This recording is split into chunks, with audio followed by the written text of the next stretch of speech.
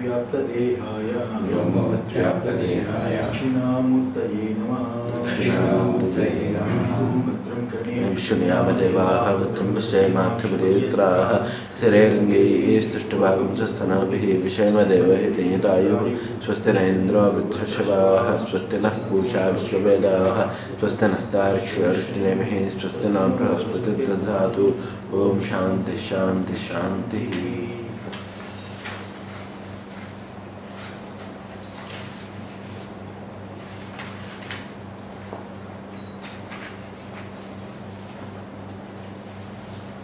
जीवं कल्पयते पूर्वं ततो भावान् पृथक्विदान् बाह्यानाध्यात्मिकांश्चैव तथा विद्या तथा स्मृतिः अनिश्चिता यथा रज्जुः अंधकारे विकल्पिता सर्पधारादिभिः स्भावैः तद्वदात्म विकल्पितः अनिश्चिता यथा रज्जुः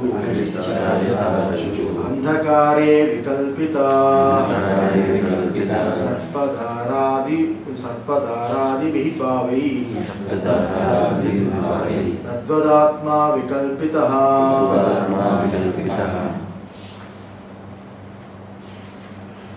ఇంతవరకు ముందు ఏదైతే మొట్టమొదట ఆ యొక్క ఆత్మస్వరూపం నుండి జీవుడు కల్పించబడ్డాడు, తరువాత భిన్న భిన్న భావాలన్నీ కల్పించబడ్డాయి. ఆ రకంగా బాహ్యానాం ఆధ్యాత్మికాంశైవ బాహ్య వస్తువుల యొక్క భావాలు, లోపట ఉన్న భావాలు ఏవైతే ఉన్నాయో రెండు ఈ యొక్క జీవుడు కల్పించిన తరువాతనే కల్పించబడ్డాయి అని ఈ రకంగా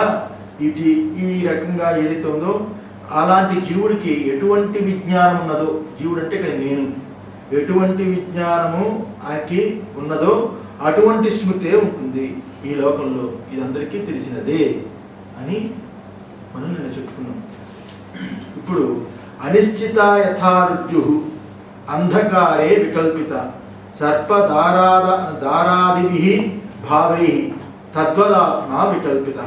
అనిశ్చిత యథారుజు ఏ విధంగా అంటే చీకటిలో ఉన్న చీకటి యందు స్పష్టంగా అనిశ్చిత, స్పష్టంగా తెలియని, నిశ్చయం కాని, అనిశ్చిత స్పష్టంగా తెలియబడని తాడు, రజ్జు అంటే తాడు, అంధకారే వికల్పిత అంటే చీకటిలో వికల్పించబడి ఉంది. సర్పదారాదిభిః భావైః సర్పదారాది భావాల చేత, అది సర్పమని, అలాగే దార నీటి దార అని, అలాగే అనేక రకాలుగా పూల దండ అని, భూమి బీట అని, ఈ రకంగా అనేక రకంగా ఏదైతే వికల్పించబడిందో ఆ తాడు, ఆ రకంగానే ఆత్మయందు కూడా వికల్పాలు జరిగాయి. ఆత్మయందు కూడా వికల్పాలు జరిగాయని కారిక యొక్క అర్థం. ఇక్కడ ఆత్మ వికల్పముల యందు సర్ప దృష్టాంతం అన్నమాట. ఆత్మ వికల్పాల యందు రజ్జు సర్ప దృష్టాంతాన్ని చూపిస్తున్నాడు. ఆత్మ వికల్పము దాని నివృత్తి, దాని ఆత్మ యందు వికల్పము దాని నివృత్తి యొక్క నివారణ అది చెప్పబోతున్నాడు. ఏ నిమిత్తము చేత అది కలిగింది అని చూపించబోతున్నాడు. తత్ర జీవకల్పన సర్వకల్పనామూలం ఇది ఉక్తం సైవ జీవకల్పన కిం నిమిత్త ఇది దృష్టాంతేన ప్రతిపాదయతి. తత్ర జీవకల్పన సర్వకల్పనామూలం అంటే పూర్వకారికలో ముందు జీవకల్పన చెప్పాడు కదా, ముందు ఆ యొక్క ఆత్మ నుండి జీవుడు కల్పించబడి నేను అని కల్పించబడింది, జీవుడు కల్పించబడ్డాడు. ఇక్కడ ఈ పూర్వకారికలోని ఏదైతే జీవకల్పన చేత ఏదైతే చెప్పబడిందో సర్వకల్పన మూలం, సర్వకల్పనలకి మూలము మొట్టమొదట జీవకల్పన. జీవుడు ముందు సృష్టించబడి తర్వాత అన్ని సృష్టించబడ్డాయి. జీవుడు అంటే పిపీలికాది బ్రహ్మ పర్యంతం ఉన్న సమస్త నేను అనుకునే దాన్ని విచారిస్తున్నాం. కేవలం వైయక్తికమైన జీవుడు కాదు, ఇక్కడ సార్వత్రికమైన సకల ఆ చతుర్ముఖ బ్రహ్మ మొదలుకొని హిరణ్య గర్భుడు దగ్గర నుంచి గడ్డిపోచ వరకు సకల జీవరాశుల యొక్క ఆ జీవత్వాన్ని ఇక్కడ మనం విచారిస్తున్నాం. ఆ జీవత్వము సకల జీవరాశులు ఏనైనా అని చెప్పుకుంటున్నాయో ఆ నేను ముందు పుట్టడానికి తానే ఉన్నది. శుద్ధాత్మ, శుద్ధమైన తన స్వరూపం ఏదైతే ఉన్నదో ఆ తాను యందు నేను ముందు వికల్పించబడింది. ఆ నేను వికల్పించబడిన తర్వాత సర్వము వికల్పించబడింది. అంటే ఈ నేనుకి మూలము ఆ తానైతే వీటన్ని వికల్పాలకి మూలము ఈ జీవుడు అని అర్థం. ఆ రకంగా శైవ జీవకల్పన కిం నిమిత్త, ఆ జీవకల్పనకి కారణం ఏమిటి, ఆ కారణం ఎటువంటిది అని. ఆ జీవకల్పనకి జీవుడు ఇన్ని కల్పించాడు కదా, స్మృతులు విజ్ఞానములు ఇన్ని రకాలుగా అన్ని కల్పించాడు కదా, ఆ కారణం ఎటువంటిది అని దృష్టాంతేన ప్రతిపాదయతి, దృష్టాంతంగా ప్రతిపాదిస్తున్నాడు, చూపిస్తున్నాడు. ఏ రకంగా అంటే యథా లోకే స్వేన రూపేణ అనిశ్చిత అనవధారిత ఏవం ఏవ ఇతి రజ్జు మందాంధకారే కిం సర్పః కిం ఉదకధారః కిం దండః ఇతి వా అనేకధా వికల్పితా భవతి. యథాలోకే ఏ రకంగా వికల్పించబడిందంటే లోకంలో ఉన్న ఉదాహరణ చూపిస్తున్నాడు. ఏ రకంగా అంటే ఈ లోకంలో ఎవరైనా ఈ లోకంలో స్వేన రూపేణ తన స్వరూపం అంటే తాడు యొక్క స్వరూపం, తాడు యొక్క స్వరూపము నిశ్చయంగా తెలియబడినప్పుడు అనిశ్చిత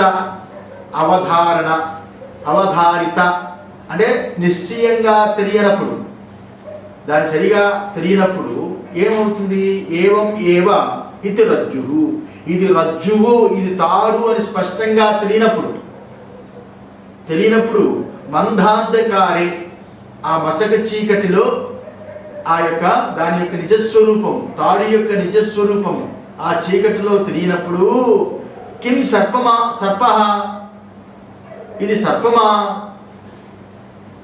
కిం సర్పమా ఇది సర్పమా, కిం ఉదకధార లేకపోతే ఉదకధార నీటి ధార, కిం దండః ఇది దండమా, దండం అంటే కర్ర, ఇది కర్రయా లేకపోతే సర్పమా లేకపోతే ఇది నీటి ధారయా అని ఇతివా అనేకథ వికల్పత భవతి. ఈ రకంగా అనేక రకాలుగా వికల్పించుకుంటూ ఉంటుంది అని ఇక్కడ అర్థం. అంటే ఇప్పుడు దీని అర్థం ఏమిటి, ఎవరికైతే ఆ మసక చీకటిలో ఆ వస్తువు అక్కడ పడి ఉన్నప్పుడు ఆ తాడు అని తెలియనప్పుడు అనిశ్చిత, ఆ తాడు అని తెలియనప్పుడు ఇది నీటి ధారయా దండమా లేకపోతే అది పామా అనేది అక్కడ భ్రాంతి కలుగుతుంది తాడు అని తెలియనప్పుడు. ఆ రకంగానే ఇక్కడ నేను అనేది ఏదైతే ఉందో నేనుకి ఏది ఆధారముగా ఇక్కడ నేనుకి ఏమి ఆధారము అని ఇక్కడ చెప్పు. అంటే ఇక్కడ అనిశ్చిత నిశ్చయము లేకపోవడం చేత, ఎందువల్ల ఇక్కడ అనిశ్చిత అంటే నిశ్చయము లేకపోవడం చేత, ఇక్కడ నిశ్చయం లేకపోవడం చేత ప్రశ్న వేసేది అంటే ఇక్కడ నిశ్చయం లేకపోవడం చేత ఏదైతే అక్కడ పామును నిశ్చయం లేకపోవడం చేత పాముని ఎందుకు కల్పించారు అంటే తాడును తెలియకపోవడం చేత. అంటే ఇక్కడ అగ్రహణం అనేది ముఖ్యం, అక్కడ తెలియకపోవడం అనే అనిశ్చితం ఏదైతే ఉన్నదో ఆ అగ్రహణము చేత దాని యొక్క స్వరూపం తెలియకపోవడం చేత అక్కడ నీటి దారగా లేకపోతే దండముగా లేకపోతే అక్కడ పాముగా వికల్పించుకున్నాడు అని. పూర్వం స్వరూప నిశ్చయ నిమిత్తం యది పూర్వమేవా రజ్జు స్వరూపేణ నిశ్చితా స్యాత్. ఇక్కడ పూర్వం స్వరూప నిశ్చయ నిమిత్తం. ఇది ముందే స్వరూప నిశ్చయం స్పష్టంగా నిశ్చయంగా స్పష్టంగా తెలుసుకున్నప్పుడు ఆ నిమిత్తము చేత ఇది ముందే ఇది యది పూర్వమేవ రజ్జుస్వరూపేణ, ముందే ఇది తాడు అని ఆ యొక్క స్వరూపము ఎప్పుడైతే నిశ్చయ జ్ఞానం కలుగుతుందో అప్పుడు ఈ రకమైన భ్రాంతి పుట్టదు కదా. ఈ భ్రాంతి పుట్టదు కదా. ఇది నీటి దార, ఇది పామ, ఇది తాడ, ఇది దండమా అని ఈ రకంగా భ్రాంతి పుట్టదు కదా. ముందే తాడు యొక్క నిజస్వరూపం నిశ్చయ జ్ఞానం ఉన్నప్పుడు నా సర్పాది వికల్ప అవిష్యత్, సర్పాది వికల్పములు ఉండేవి కావు. తాడు యొక్క స్వరూపము తెలియకపోవుట చేత అక్కడ ఇన్ని రకాలు దాని యందు వికల్పాలు జరుగుతున్నాయి. ముందే తాడు యొక్క స్వరూపం తెలిస్తే ఈ వికల్పాలు జరగవు కదా అని అర్థం. జరగవు కదా. స యథా స్వహస్తాంగుళ్యాదిషు ఏవ దృష్టాంతః. ఏ రకంగా అంటే స్వహస్త తన సొంత చేతి, ఇక్కడ సొంత చెయ్యి ఇది పామని, ఈ వేళ్ళన్నీ కూడా ఆ యొక్క రూపమని, ఈ అంగుళములు అంటే వేళ్ళు ఇవన్నీ అంగుళములు, ఇది ఏమో దాని సర్పం యొక్క ఆ కుబుసం అని, ఇది ఏంటంటారు పడగని, లేకపోతే నాలుకలని పడగని, ఇది పామని. ఎవడు తన స్వహస్తం మీద ఎవడు భ్రాంతి చెందడు కదా. తన స్వహస్తం మీద ఎవడు భ్రాంతి చెందడు. తనకు కనిపిస్తున్న దాని అందే భ్రాంతి కలుగుతుంది అని అంటున్నాడు. ఈ రకంగా ఇది పడగ అని, దాని యొక్క దాని వేళ్ళని, ఆ వేళ్ళు దాని శిరస్సు అని, దాని శిరస్సు అని ఈ రకంగా ఎవడు ఈ రకంగా భావించాడు కదా అని ఇక్కడ దృష్టాంతాన్ని చూపించాడు. అంటే ఏమిటి ఇక్కడ, అది తాను బాహువు యొక్క స్వరూప జ్ఞానము చేత ఈ తన బాహు యొక్క స్వరూప జ్ఞానము తెలిసి ఉండడం చేత ఇది బాహువు అని ఈ రకంగా తెలిసి ఉండడం చేత దీన్ని సర్పాదులుగా ఎవరు వికల్పించుకోరు. తాను వికల్పించుకోరని అర్థం. తను యందు స్పష్టంగా తెలిసినప్పుడు తనని, తన వస్తువుని, తన అంగాల్ని ఈ రకంగా ఎవడు వికల్పించుకోడు. తను కాని దానిని వేరుగా కనిపిస్తున్నప్పుడు దాని యందు వికల్పం జరుగుతుంది. అక్కడ వికల్పం జరుగుతుంది. తెలిసిన దాని యందు వికల్పం జరగదు కదా. ముందే తెలిసి ఉన్నది శరీరం, నా శరీరం నా చెయ్యని. కానీ ఇక్కడ ఆ రకంగానే తాడు అని తెలిసినప్పుడు దాని యందు వికల్పాలు ఉండవు. తాడు అని తెలియనప్పుడు అక్కడ దాని యందు వికల్పాలు జరుగుతుంది. సరిపోతుందా? దాని యందు వికల్పాలు జరుగుతుంది. తత్ హేతు ఫలాది సంసార ధర్మ అనర్థ విలక్షణతయా స్వేన విశుద్ధ విజ్ఞప్తి మాత్ర సత్తాద్వయ రూపేణ అనిశ్చితత్వాత్. తత్ హేతు, దానికి హేతు అంటే కారణం. దానికి కారణం ఏమిటి? దాని కారణం ఏమిటున్నాయి అక్కడ? ఫలాది, ఈ రకంగా భ్రాంతి చేత, వికల్పము చేత, నేను అని వికల్పము చేత, ఇది తానుని యొక్క స్వరూపము తెలియనప్పుడు నేను అని వికల్పము జరిగింది. తాడు అని తెలియనప్పుడు సర్పమని వికల్పము జరిగినట్లుగా తాను యొక్క స్వరూపము తెలియనప్పుడు నేను చేయుచున్నాను, నేను చూస్తున్నానని నేను అనే వికల్పము జరిగింది. అలాంటి నేను వికల్పము జరిగినప్పుడు ఫలాది, ఫలములు, సంసార ధర్మ, సంసార ధర్మము.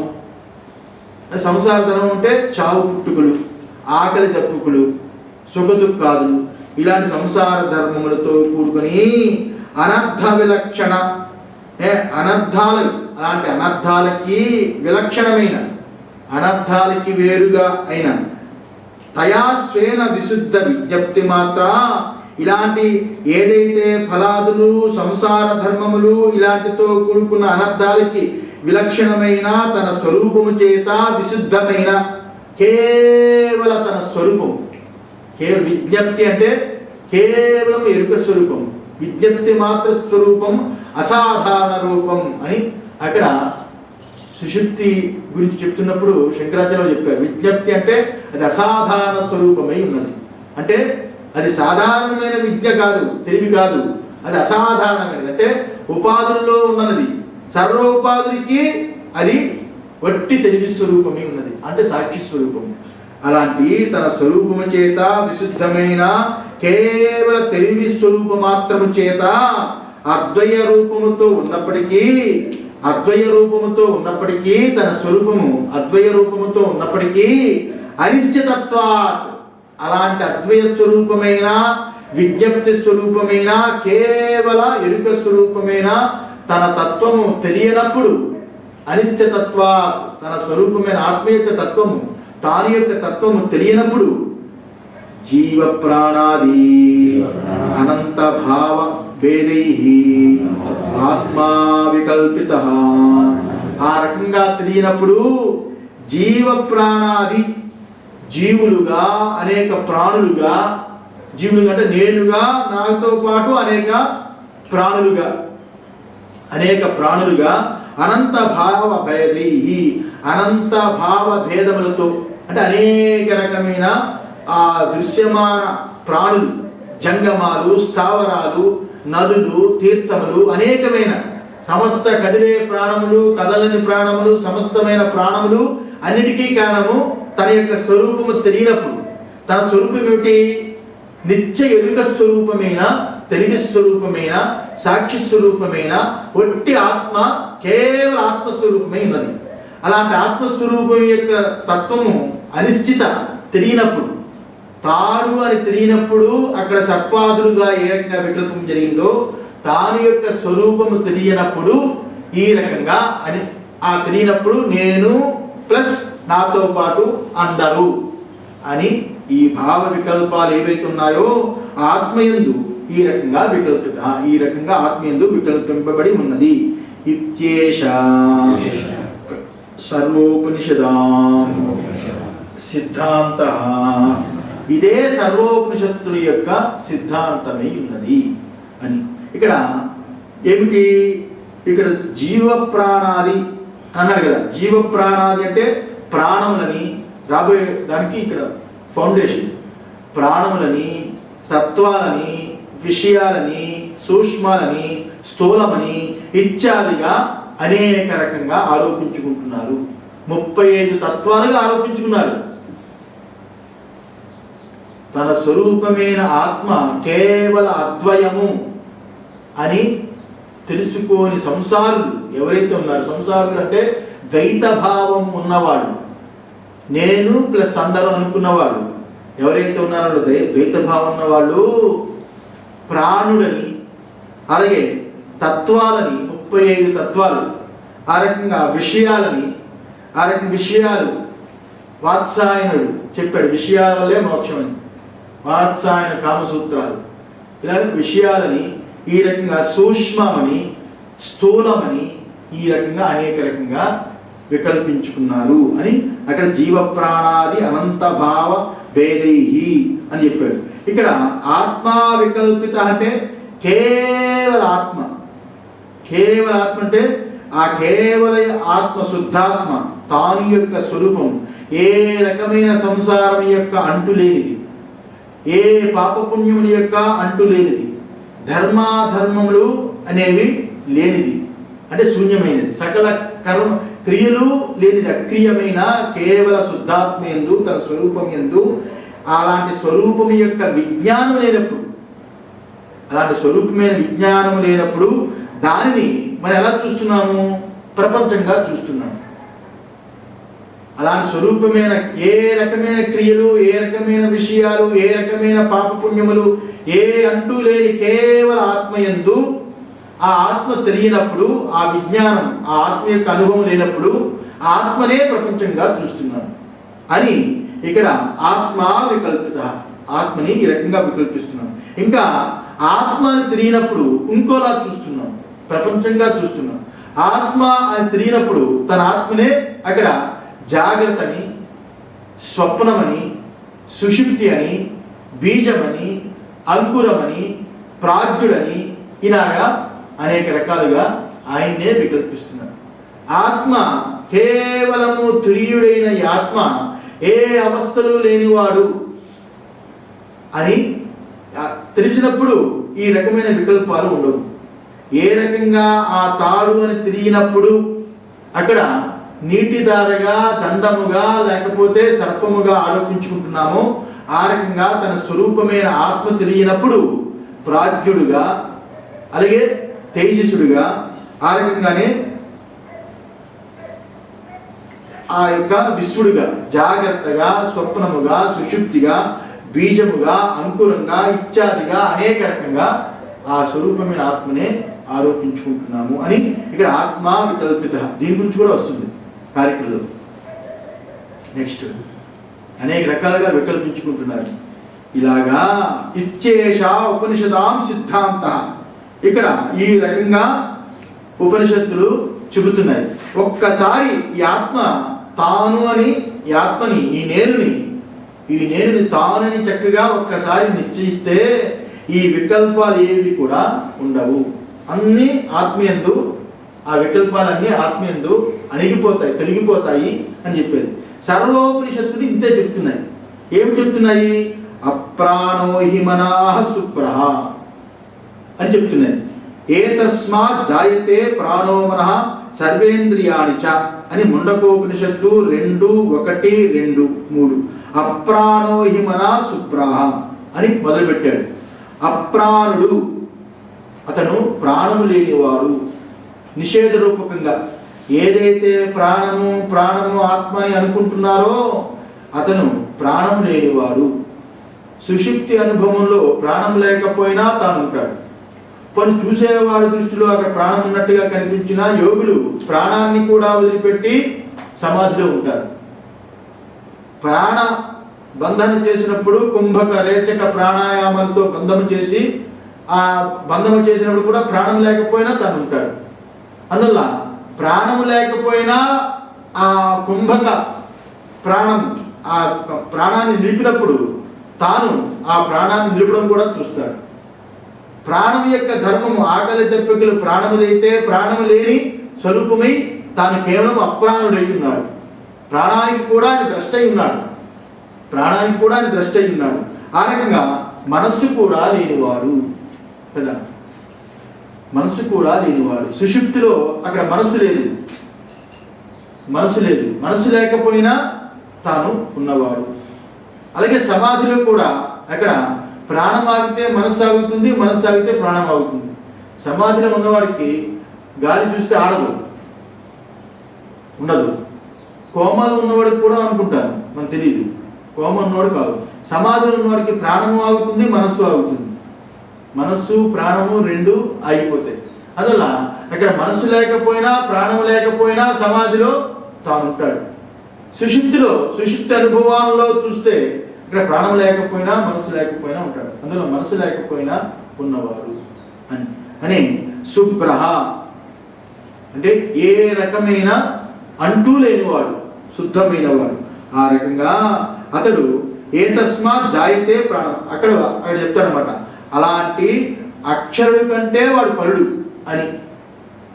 ఏ ప్రాణాన్ని అయితే తెలుసుకుంటున్నాడో, ఏ మనసునైతే నా మనసు బాగోలేదండి, లేకపోతే నా మనసు బాగుందండి అని మనసుని, ప్రాణాన్ని రెండింటినీ ఎవడైతే తెలుసుకుంటున్నాడో వాడు అక్షరుడు, సాక్షి. అలాంటి సాక్షి కంటే ఆయన పరుడు. సాక్ష్యము అనే ప్రాణము, మనస్సు ఇత్యాది సకలము ఉన్నప్పుడు ఆయన సాక్షి అనిపించుకున్నాడు.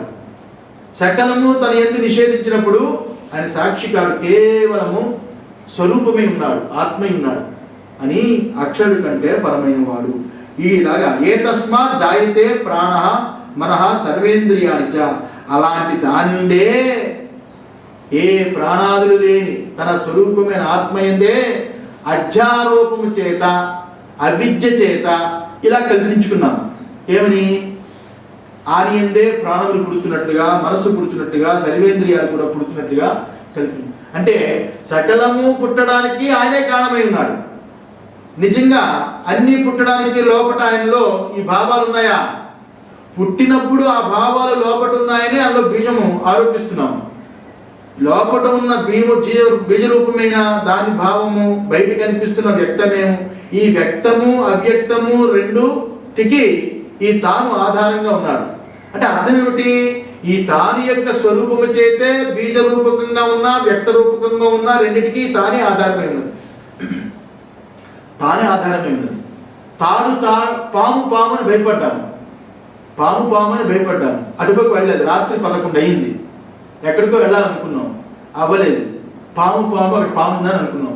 ఎంతసేపు అయినా అది కలుగుతుంది కానీ బయలుదేరదు, ఎక్కడికి వెళ్ళదు. సరే, మన ప్రయాణం కూడా ఆపుకుని పడుకున్నాం. పడుకున్నంతసేపు మనకేముంటుంది? అక్కడ పాము ఉందని అక్కడ ఉన్న పాము మనకి బీజరూపకంగా ఉంటుంది. మళ్ళా అక్కడ చూసింది వ్యక్తరూపకంగా ఉన్నది. పొద్దున లేవగానే అది తాడే అని తెలిసినప్పుడు ఆ బీజరూపమైన తర్వాత పాముందని బీజరూపము వ్యక్తమైన పాము రెండు కూడా అది తాడే అని తెలిసినప్పుడు ఏ రకంగా తిరిగిపోతుందో, ఆ రకంగా ప్రాణాదులుగా అనేక రూపాలుగా కనిపించేది ఏదైతే ఉన్నదో ఇవన్నీ కూడా తన స్వరూపమైన ఆత్మయందే తోచుచున్నవి. తన స్వరూపం అవన్నీ వదిలిపెట్టి నిద్రిస్తున్నప్పుడు బీజరూపకంగా ఉంది, అది బీజరూపకంగా ఉంది, ఇవన్నీ కూడా అని అనిపిస్తుంది. కానీ నిజంగా ఈ బీజరూపకంగా ఉన్న దానికి బయట కనిపిస్తున్న నామరూపాత్మకమైన జగత్తు ఈ రెండు కూడా తన యందు లేనిది. ఉన్నట్టుగా కనిపించిన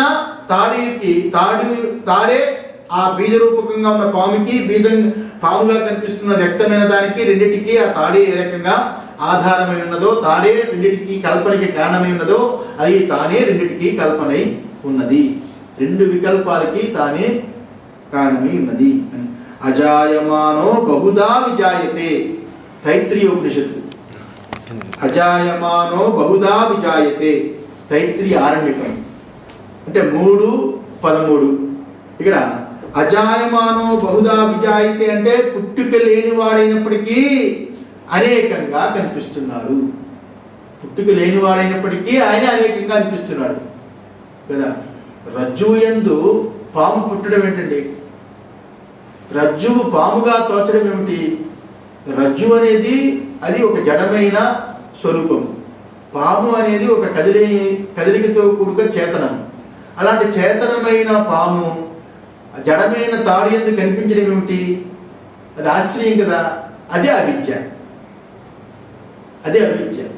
అంటే అసలు రెండిటికీ అసలు రూపము కానీ దాని యొక్క విషయము కానీ జడము చేతనము ఇంతకంటే చెప్పవలసింది లేదు. గోడ కదిలినట్టుగా కనిపించడం ఏమిటి? చేతనంగాను కనిపించదు. ఆశ్చర్యం కదా కనిపిస్తే. అలాగే తాడు పాముగా కనిపించడం ఏమిటి అని ఎవరిని అడిగితే అర్థం ఉందా? లోకంలో తాడు పాముగా కనిపిస్తుంది. ఆ సలసల పారే జలముగా ఎండమావి కనిపిస్తుంది. ఎండమావికి జలానికి ఏమైనా సాదృశ్యం ఉందా? పాముకి తాడుకి ఏమైనా సాదృశ్యం ఉందా? ఏమీ లేకపోయినా అలా కనిపిస్తుంది. అంటే అదే అవిద్య, అదే మాయ అని. ఆ అవిద్య చేత ఆ నామరూపాత్మకమైన పాము కనిపించడమే మాయ. ఎందుకు అలా కనిపిస్తుంది అంటే అవిద్య విలాసం.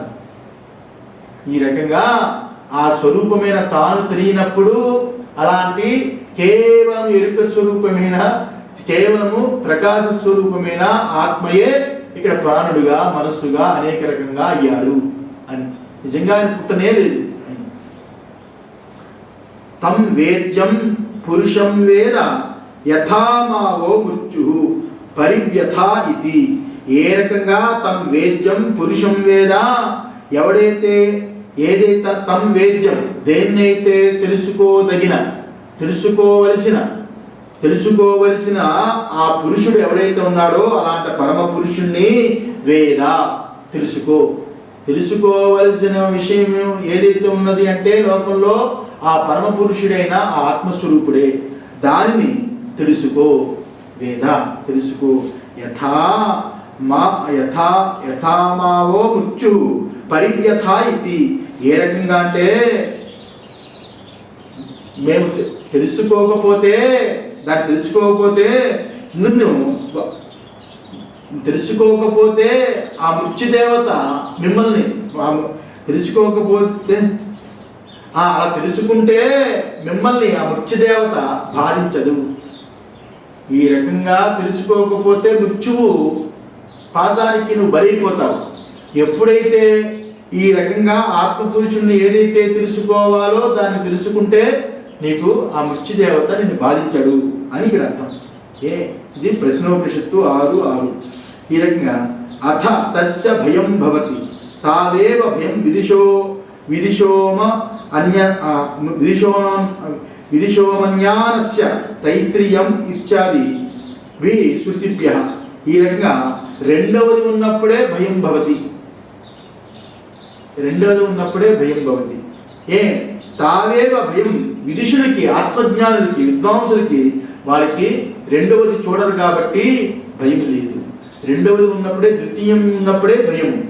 ఆత్మజ్ఞానికి రెండవది లేదు కాబట్టి వాళ్ళకి భయం లేదని ఈ రకంగా తైత్రీయం కూడా చెప్పబడింది అని అర్థం. అయిపోయింది. 2:18 నిశ్చితాయాం యథారజ్వాం వికల్పో వినివర్తతే రజ్జురేవేతి చాద్వైతం తద్వదాత్మ వినిశ్చయః. నిశ్చితాయాం యథారజ్వాం వికల్పో వినివర్తతే రజ్జురేవేతి చాద్వైతం తద్వదాత్మ వినిశ్చయః.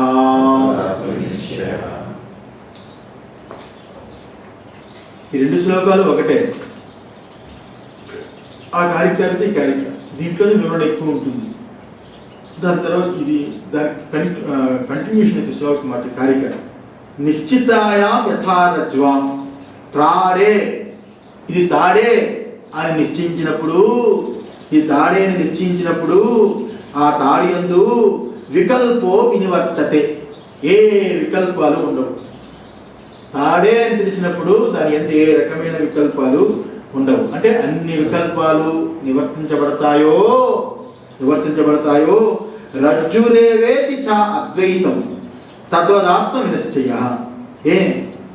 అలాగే ఏ రకంగా చ అద్వైతం తదాత్మ వినిశ్చయః, ఈ రజ్జువు వలె, ఈ తాడువు వలె ఆ రకంగా తన స్వరూపమైన ఆత్మని ఎవడైతే నిశ్చయంగా తెలుసుకుంటాడో, రెండవది లేని అద్వైతం, అద్వయం అని ఎవడైతే చక్కగా తెలుసుకుంటాడో అలాంటి వాడికి అద్వైతమే సిద్ధిస్తుంది అని. రెండవది లేని దాని పాము, నీటి దార, అలాగే అక్కడ దండము అని అనేక రకమైన వికల్పాలు చేయడానికి తాడే కారణమై ఉన్నది.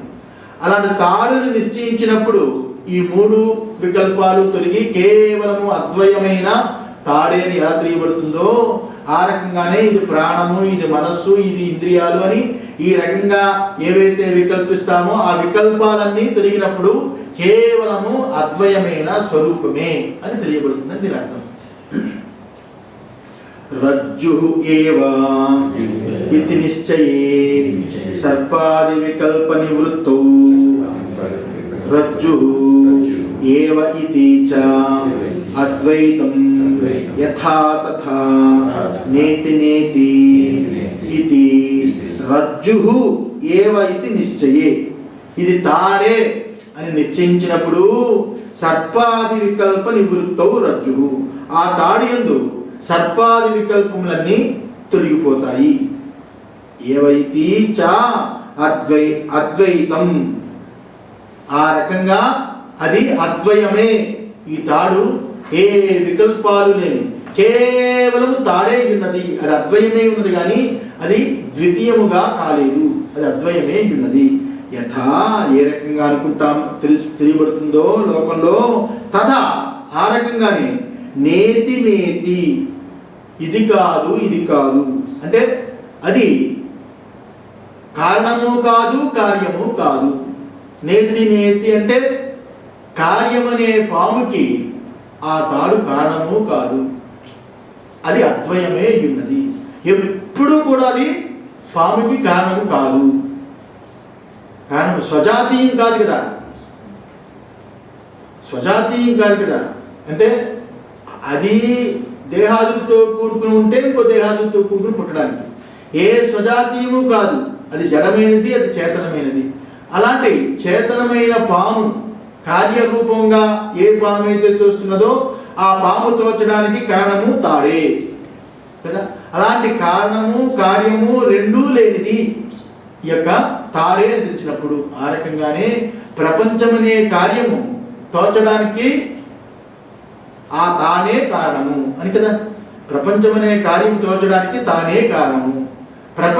ప్రపంచో ఎది విద్యేత, ప్రపంచం అనేది ఉంటే తొలగించుకోవచ్చు అంటే అర్థం ఏంటి? ప్రపంచం అనేది తన యందు లేనే లేదు. ఏ ప్రపంచము తోస్తుందో ఆ ప్రపంచము జాగ్రత్తకి కట్టుబడి ఉన్నది కానీ ఆ ప్రపంచము వేరే చోట లేనే లేదు. జాగ్రత్త ఎందే తోస్తున్నది. జాగ్రత్త ఉండిపోతున్నదా? జాగ్రత్త ఎప్పుడు ఉండనిది. ఒకప్పుడు తోచి ఇంకొకప్పుడు ఉండనిది. ఒకప్పుడు ఉండి ఇంకొకప్పుడు ఉండనిది. దాన్ని ఏమంటాము? తౌపిక అని అంటాము. అంతేగాని ఉన్నది అని అనము. అలాంటి తౌపికతో కూడుకొని ఏదైతే ఉన్నదో అది పుట్టినది ఉన్నది అని అనకూడదు. పుట్టినది ఉన్నది అని అనకూడదు. అది కేవలము తౌపికమై ఆరోపమై ఉన్నది. ఇది ఆరోపము అని తెలిసినప్పుడు అది లేనిది అని అర్థము. ఏది లేదో దానికి ఈ తాను కారణం ఏమిటి? ఈ ప్రపంచానికి తాను కారణం ఏమిటి? అందులో అతని కారణము కాదు, లేనిది దానికి కారణమవుతాడా? ఉన్నట్టుగా కనిపించే కార్యానికి అది కారణము కాదు, అది కార్యము కాదు, రెండు మిథ్య అని నేతి అని బృహదారణ్యకోపనిషత్తులో ఈ నేతిని 4:4-22 చెప్పబడింది. ఎందువల్లంటే సర్వ సంసార ధర్మశూన్య ప్రతిపాదక శాస్త్రజనిత విజ్ఞాన సూర్యలోక కృతాత్మ వినిశ్చయ.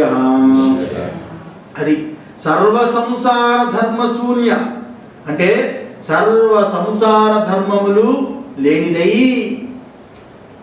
సర్వ సంసార ధర్మములు అంటే నేనుతో పాటు నాకు సంబంధించిన పరివారం అంటే ప్రాణము, మనస్సు, ఇంద్రియాలు, ఇవన్నీ సమస్త వాటి యొక్క ధర్మాలు, ఆకలి దప్పుకులు, చావు పుట్టుకలు, ఆ రకంగా సుఖ దుఃఖాలు ఇత్యాదులు ఏవైతే ఉన్నాయో అలాంటి సంసార ధర్మములన్నీ లేనిదే.